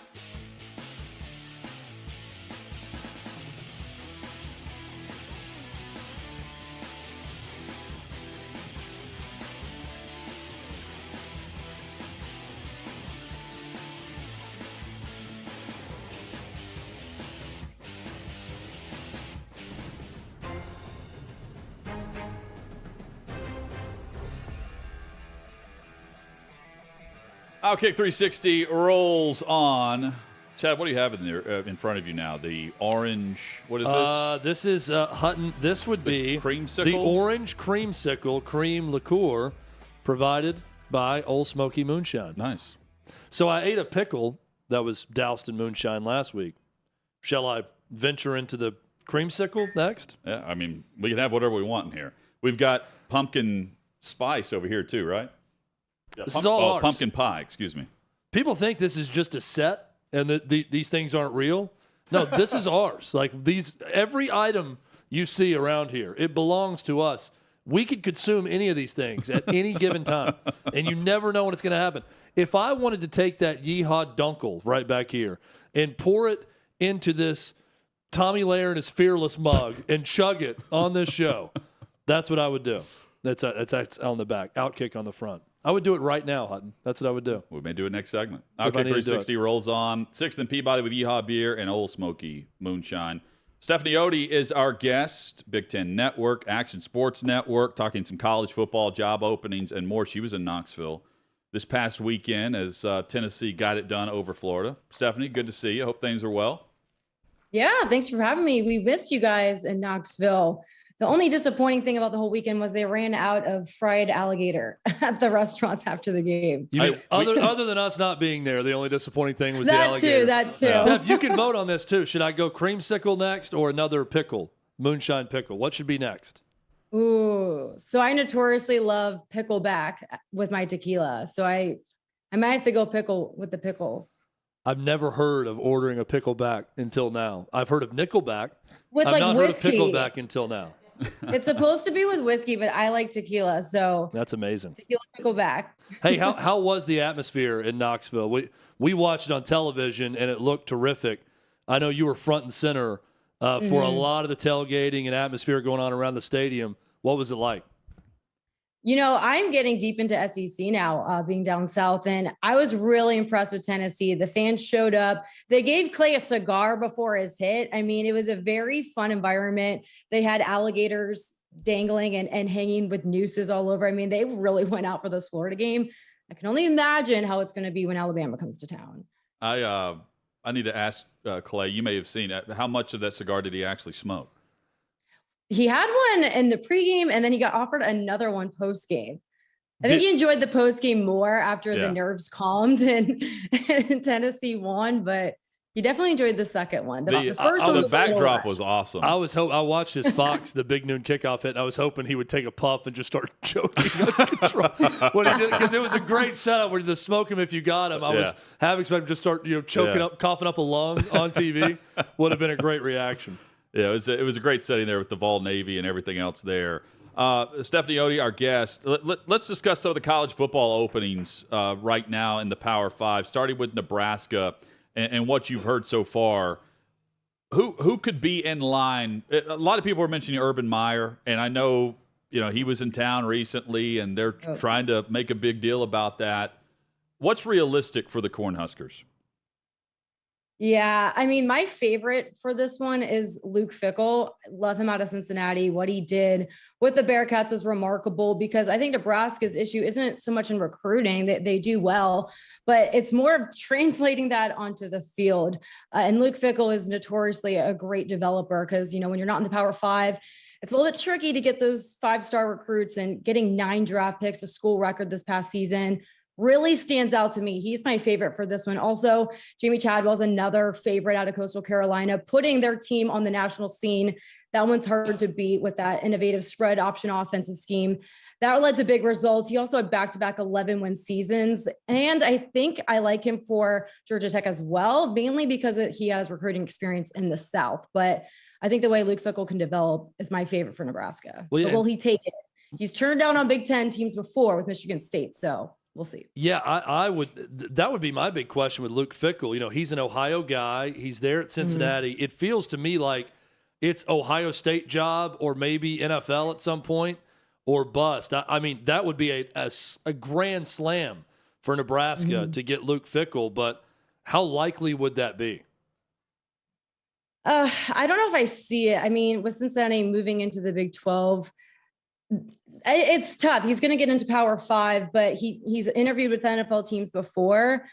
I think it would have to be an Ohio State opening or one close to home. He's a sentimental guy. I mean, when Michigan was talked about potentially having an opening last season, he turned it down. I mean, he didn't even want to consider it. He's an Ohio guy, Ohio folks, but I think it would have to be a bigger option. There's some other opportunities that could open up in the SEC, but Nebraska, not so much for a Big Ten spot. I mean, if you turn down Michigan State, I don't know if he would take Nebraska. So if you're trying to come up with, Chad, the path for Luke Fickell, if it's Ohio State or bust in college, which it it could be, the path to that for me would be that Matt Eberflus falls flat on his face in Chicago, and they panic and they go get Ryan Day at Ohio State and give him whatever he wants to come coach Justin Fields again, because they truly believe he's the franchise quarterback in Chicago. Yeah, and they didn't do it. And I don't think Ryan Day really wanted it at the time. And then Luke Fickell just heads right up. What is that, I-75 to Columbus? You want to up the Straight offer up I-75 as they start to build a new stadium and do some things, or they just move on from quarterback. But they gave up a lot to trade up and get Justin Fields to begin with, and not much return on investment with what's around him right now. Georgia Tech. Chad, go ahead and throw out your suggestion for Georgia Tech. Well, I really feel like they're at a crossroads because we know they're not relevant right now, but I mean, they're at risk of completely falling off the college football planet at this point. And they are located squarely in an athletic mecca in the city of Atlanta, right? I mean, it is right there in the middle of everything. You could throw a football around your recruiting radius around Georgia Tech and have a good team in the ACC every single year. So isn't this the time to go big? It's hard to be boring. Maybe with a big time name, maybe with a name and a nickname that's never going to be boring right now at Georgia Tech. Yeah, I mean, right now I can run over to Georgia Tech. You're not wrong. Here in Atlanta, it's, just a rock throw away, but it doesn't have the hype that it should. I'm with you on a big name person to come in, someone loved in Atlanta. I think Deion Primetime Sanders would be a good pick. I mean, what he's done for Jackson State, 19-5 as the head coach. That includes an 11-2 finish season last year. Although the Georgia Tech, I think recruiting could be better. To your guys' point, Atlanta, it's a media hub. You should be able to recruit well here. I think their spending might be a concern there, but another person that could be up for interest is Georgia offensive coordinator Ton Monken. But I think my favorite here is Deion Sanders. It's a perfect fit for Atlanta. He could bring juice and attention to this program that isn't really getting it. We haven't seen the Falcons do too hot in recent years. So come on, let's bring some football back to Georgia aside from the Bulldogs who won the national championship last year. I was hanging out with someone who knows Deion well, and this weekend, and I asked him about Deion and when he's going to make the jump to a Power 5, and if it's not Florida State, who would it be? And they named Georgia. They named Georgia Tech and Arizona State as two programs that will be going hard after him. And they lean more towards ACC and Georgia Tech than Arizona State. And I know you don't think Arizona State's looking that way, but where could they go? One of your names, Steph, is also one of the names that Chad likes for Nebraska. Yeah. So yeah, he could go either way. Jamie Chadwell as well out of Coastal Carolina. But the interesting thing with Georgia Tech is that they fired their athletic director. So you wonder if they're going to make a move there sooner than placing head coach. So who's going to make the call here in hiring their head coach? When you look at Arizona State, I think that there's a big mess out there. They're under NCAA investigation. Who would want to take that on? And the Pac-12, the conference is also turning into a mess as you see USC and UCLA leave them for the Big Ten. We'll see how that plays out, but you're going to need someone to step in and take control. And I think the person that they should really target, the top priority, I don't know if they can get him out of Kansas. I think my favorite right now to win head coach of the year, Lance Leipold. I mean, he has what he's done with the Sun Devils, what he could do for the Sun Devils would be exactly what he has done for Kansas, turning this program around. We're not talking about Kansas right now in basketball season. We're talking about a blue blood in football, really just making this the most coveted, I think the hardest job in the Power 5. So if you can take that to Arizona State, I think that would be the top candidate. You could also look at out of Baylor, Jeff Grimes. I think bringing in that big Southern power could be big. He's had a lot of coaching experience at several other programs, but they should definitely keep their eyes on Leipold. I think he would make the biggest impact in how he can rebuild, because I think they're too much of a mess. They're just going to have to really pull out all the stops to get him. Yeah, I agree with you. I think someone's getting a great coach with Lance Leipold, and could be Nebraska, could be Arizona State, but if he makes a move, someone's getting a winner, and he's won at multiple levels. Auburn is another program that's kind of at a crossroads right now. We know it's not if, but when, with Brian Harsin, that he's not going to be the coach. Auburn likes to go big. The boosters like to get involved, go deep into their pockets to try to land a big name coach. Is it possible right now, Stephanie? I don't know if it is. I mean, there's a lot of things they need to change here. And the feeling I'm getting, I had conversations with some of the staff, some of the lower staff, and they were Snapchatting their win this past Saturday, 1-0 in the SEC. I quickly responded, you're 0-1 in the Big Ten. But I don't know if it's really hit them yet. The word around Auburn is, to your point, it doesn't even matter how the rest of the season goes. They just want Harsin out. So you wonder, what can they do to change that? Is it worth changing? Lane Kiffin, I think, would be the top candidate. Again, would you really want to leave the spot that he's in now? But the way he can develop quarterbacks, I think that Auburn needs a quarterback. They need to recruit better. They lost a lot of guys, struggles with the transfer portal. So I think that would be their target. But can they bring in a big name? Maybe Deion Sanders was another one that could be up in this conversation. But they're gonna need a big recruiter that can really step in and turn this program around. Because I was there for the Penn State Auburn game. I even tweeted out, Penn State is more SEC than Auburn.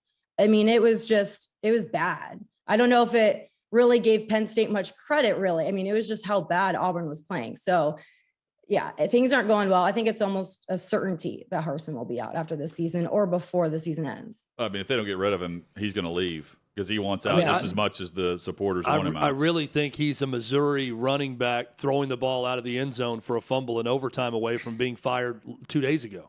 Yeah. On Sunday after that game. This, to me, is a great spot for Urban Meyer. Auburn needs a type of coach like that, a proven winner in college everywhere he's been, a guy that's just dumb enough to jump into the SEC West with the hotbed of all the other coaches and say that he's just as good and go in there and stir the pot in recruiting. He could bring in the players. We've seen it before, and he's won in college regardless of what happened in the NFL. Yeah, everyone knows how much I want to see Urban coach again, but I don't know if it'll happen. I think that he is really loving working with Fox. The Big Noon Kickoff crew loves him. And I even reached out to see if the family had discussed it. I didn't get that sense. It really feels like they think he's done. You never know. We saw Tim Tebow say he loves to compete. That is so true. But would he go back after, the way things had panned out? Is it appealing? Because college football is not the same from when he was coaching, and it wasn't that long ago. They have the transfer portal now. They have NIL. I mean, the jump from college football to NFL was always a concern, but going back to college football in this different space, I don't know if it would be appealing to coach. I mean, he is doing very well in broadcasting with Big Noon Kickoff. I think he'll stay there, but you never know how long it's going to take to get that itch again. We thought it would last longer through each job he's had. So it just really depends when he'll get pulled in. I don't think Auburn will be the job to do it. Ohio State was always, the gold standard where he aspired to go to. So, what could replace that for him? Turning a bowl ineligible program into a 12-0 and winning a national championship there, 7-0 against their big rival.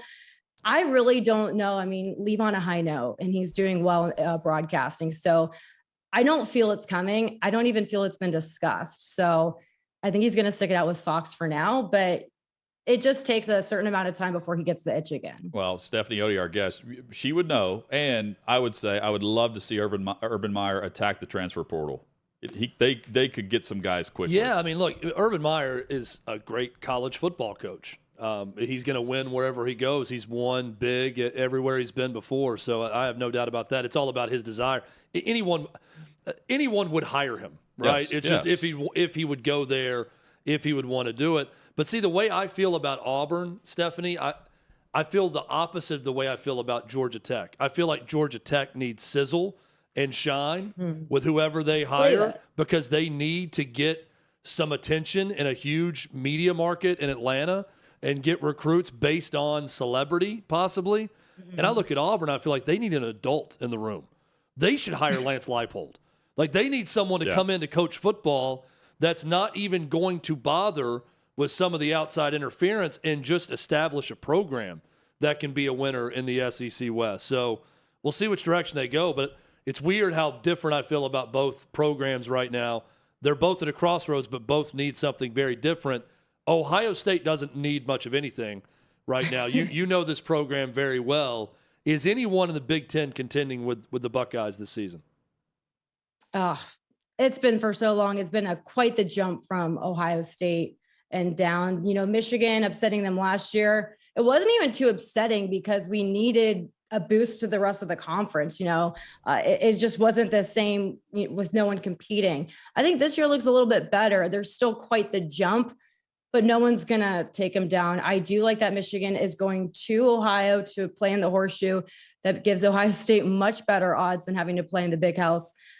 Penn State, although I don't think too highly of them this year, they've made some strides, upset Auburn. How much of a win was that really? But playing in Happy Valley, this is the toughest environment in college football. That'll test you. So I think that would be almost more of a concern than Michigan, although Michigan is a much better skilled team. But just that environment alone can get you. And sometimes I wondered with CJ Stroud, I feel like he would get jittery at the start, but fortunately he'll play them later in the season. But just getting through those big environment jitters, we saw that against Notre Dame with all these NFL alumni and current players and LeBron James, all these big names in the audience, it really gets to you. So that is one game that I would have circled, but there's just too much of a jump between just the talent alone with all the programs in Ohio State. What's going on with Minnesota? Are you surprised as we are to see what Minnesota's done thus far? I picked Michigan State to win at home, saying that, hey, I mean, they're paying their coach $9.5 million. They should beat Minnesota at home, and they couldn't do it. It wasn't, I mean, not even close. I'm not too surprised. I mean, Minnesota is my dark horse this year heading into with my preseason odds. I got them at plus 475 to win the West. They're only down to 375. They're below Wisconsin. So I think out of the West, I think they're the best team, especially how we saw Ohio State beat down on them. Can they compete with Ohio State in the Big Ten championship? I don't know about that. But, you know, Ohio State blew out Wisconsin during the regular season. And just a few years ago, we saw them beat Wisconsin in the regular season and then go and play in the Big Ten championship, but they had Jonathan Taylor. So Minnesota, can they compete at a high level with the Big Ten East? I feel like it's going to be, I feel like they have big playability, but you just look at the talent. So I think Penn State, Michigan, Ohio State, they have the best talent in the conference, but Minnesota can show up when they need to. So it really depends on who brings it. Stephanie Otey has been our guest, talking Big Ten, college football, job openings, and more. Great to have you on. Hopefully we'll have you on again in the near future. And I don't know where you're off to this weekend, but enjoy the college football. Get you some fried gator wherever you are, Yeah. since you didn't get any in Knoxville. Yeah, I better see you at the next one. You guys got to show up. Cheers with your pickled tequila. Yeah. Yeah, you guys have to try it. It's actually really good. I'll let Chad try it. Yeah. Chad's our clown. It wipes out, you guys, it wipes out the, tequila. It doesn't like any shot you take, it'll just wipe out the flavor. I'm a human Completely science eliminate it. experiment. I'll try anything. So, And it's hydrating. I'll get to that I know soon. people use it as a pre-workout. So give it a whirl. Give it a try. Is it like a pickleback. full dill pickle they give you when you get a pickleback, or You've just one of never the little seen this? sandwich pickles? They'll give it to you. It's just it looks like green, like lime greenish liquid. I mean, they're not giving you a pickle to chomp on. Oh, they're giving you pickle juice. Yes, pickle juice. Okay. They can take a shot tequila and just like chop it down. Chad's all about putting. Pardon me, I've seen pickles in a Bloody Mary, but that's about it I was when it gonna comes say to a Bloody bar Mary. You get fare. like towers of burgers and Yeah. no, this is just pickle juice. A pickle back is like basically you throw it back after a shot. To me, I'm not mixing it together. it makes me. I thought you were just eating a pickle every time you took a shot. That is like so bizarre. They only did that on Broadway. Yeah. Thank you for the time. Thanks, guys. I appreciate it. Thank you. There's Stephanie Otey, our guest. Coming up. Never thought to do that. Yeah. To me, that would taste like Broadway smells right now. Like that to me does not Well, taste. if you take a shot and then have like water back, the water's going to taste just like the shot right after you take the shot, right? So that's not as good, but you need the lime, right? But maybe it's good. Yeah, maybe it's good. I don't know. Coming up, we'll give you the latest NFL injury report. Plus, I've got to confess to Chad and everyone and God. What? Well, he knows. He'll confess to Chad and God. Yeah, he knows. He and Davey witnessed this. I will let everyone know what went down last night on film and what will be out tonight at OutKick.com. That's all coming up at OutKick 360. Hey, this is David Hookstead, host of American Joyride. On our latest episode, I sat down with Army veteran and former operator Jesse Betcher to hear stories about his time in the service just like this. This is one of my favorite questions. I love asking, what's the funniest thing you ever saw while deployed? Oh, man. There's some funny things. So people, I don't know, they think combat is all like, killing and blood and guts, whatever. Man, I laughed every day overseas. We got into a couple, I can't think of the funniest thing, but something that just comes into my mind. It was a couple little pranks. And I'm not a big prank kind of guy. Me either. And so if somebody pulls a prank on me, I will log it, but I usually won't retaliate, because I'll think about it. And then but if it happens again, I'm going to get you back. If you pull a prank on me, I'm going to get you back like so much worse than you got me. And my kids know that. So there's no pranking that goes on in this house because my kids are well aware that they want, as an example. So we, over in Iraq one time, those old alarm clocks with two bells on top and the big dinger in the top? Yeah. So there was one of those in our safe house. I don't know where it came from, but it was an electric one. So you didn't hear the ticking noise. So it was silent but it still had the big dinger with the bells on top. anyway, so we're, like I said, we do stuff at night. So in the daytime we sleep.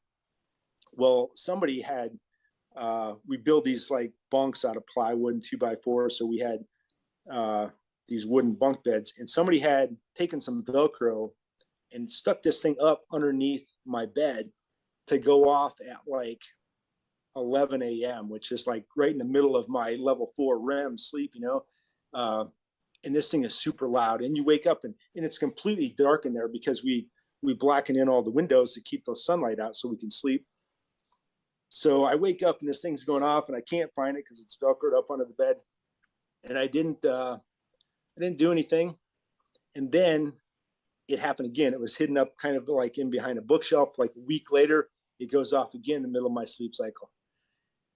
And I don't know who's done it yet, but there's 4 of us in this room. So I know it's not one of those 3 guys. So there's only probably 8 of us total in the house. So I'm like, okay, I got to narrow it down to 4 guys. And then it goes off a 3rd time. This time they got real creative and they put it up in a ventilation duct where they actually had to unscrew the grate in front of the vent, put it inside there, and then screw it back on. So I couldn't even get to it to turn it off. But now I had it narrowed down to 2 guys. And the good thing is these 2 guys lived in a separate part of the house where they had their own room and their own shared bathroom. So what I did is I took a can of like heavy industrial strength pepper spray, and I just sprayed it on the toilet seat. And then I just sprayed it on and then just kind of wiped it off, leaving a film on there. And the next day, a guy named Kyle Lamb, I don't think I've told this story publicly before, but so Kyle Lamb comes into my room, and I've only seen Kyle mad twice in my life, and he was furious. And he comes in, and I'm sound asleep, and he comes in and starts screaming at me, poking his finger in my chest, and he's like, "What did you put on the toilet paper?" And I'm like, "I don't know what you're talking about, man." He's like, "What did you put on?" And I'm like, I have no idea what you're talking about. Anyway, I guess he went out in the room where the other guys were, and he dropped his pants, and his whole ass and back of his legs were bright red and just like burning because he didn't know what it was. Right. So that we had quite a laugh after that one. In fact, we still do. That was in 2004. Make sure to catch the full episode tonight at 9 p.m. Eastern on OutKick.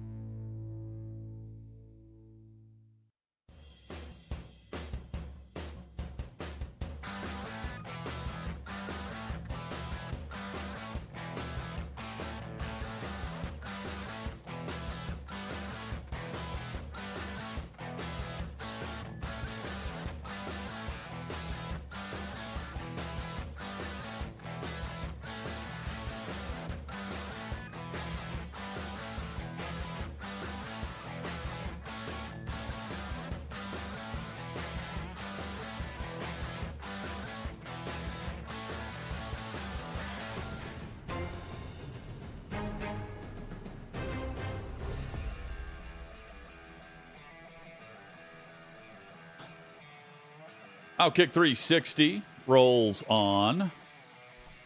Jacob Hollister, former Seahawks tight end, is signed with the Vikings. They're needing some help there. The Jets have placed offensive tackle George Fant on IR. And Sterling Shepard officially tore his ACL. They were looking for a second opinion. He's done. So he seemed pretty certain of what had happened when he was getting carted off. Yeah. That was not pretty. And then you have other players. I think Odell. I hope it was Beckham. It may be someone else. Forgive me if I got that part wrong. Blaming the turf. So not good. Non-contact injury there at MetLife. Let's get to this confession, Hutton. Oh yeah, I can't wait to hear this. OutKick's Fantasy Football League.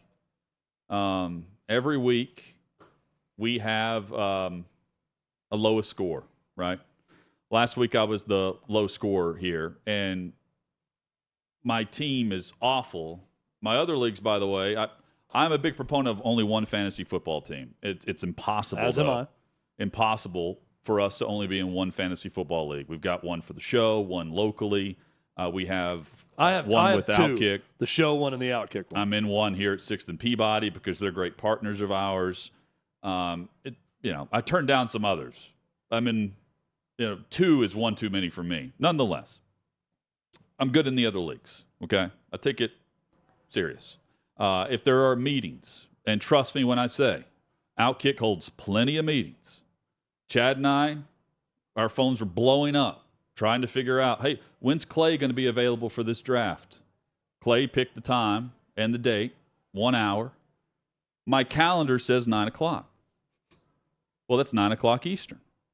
So I missed the draft.